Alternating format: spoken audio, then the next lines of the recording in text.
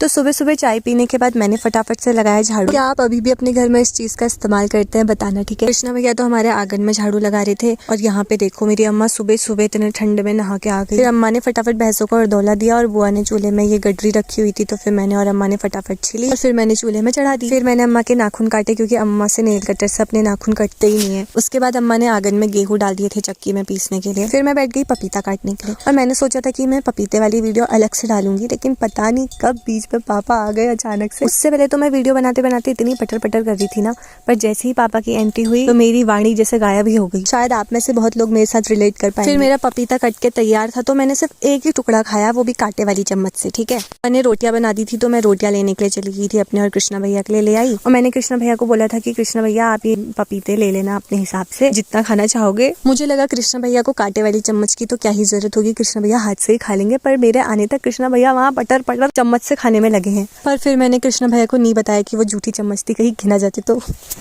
आपको बता रही हूँ मैं अब ये बात। फिर कृष्णा भैया तो प्याज के लिए क्यारियां बनाने लग गए थे, तो मैं फटाफट उनको एक बोतल पानी का दे आई और फिर ग्वाले टपक गई। फिर घर आकर वही रोज की तरह खाना खाया, चाय बनाई, सबको चाय दी। मेरी बहन भी ऊपर घर आ गई थी तो उसने मेरे लिए सुबह ही रबड़ी भेजी थी पापा के हाथों, वो लोहा घाट से लेके आई थी और वो मेरे से कह रही थी जल्दी जल्दी खा और बता कि कैसी लग रही है। अब मैंने उसको सच सच ही बताया कि मुझे ठीक ठीक ही लगी, कुछ खास नहीं, और घर वालों को भी कुछ खास नहीं लगी। तो बोल रही है कि तुम लोगों के लिए तो लाना ही बेकार है। दोस्तों सच बोलना पाप है, इसीलिए झूठ ही बोलो, मजाक करियो, कुछ ही केस में झूठ बोलो, जैसे यहाँ पे मुझे बोलने की जरूरत थी। फिर फटाफट से मैंने अपने बाल बांधे और मेरे होठ में जो इतना बड़ा फोड़ा डम्फू हो रखा है उसमें मूव लगा के और भी उसमें इतनी मिर्च लग पड़ी। के बाद हमारी अम्मा गेहूं बताने लग गई थी और मैंने ओमी की दी हुई बिरयानी फाड़ी, जिसके अंदर उसने 5 सेंटर फ्रूट रखे थे और एक चॉकलेट भी रखी थी। तो बस इतना ही, फिर मिलेंगे। चलो बाय बाय, आप भी खा लो।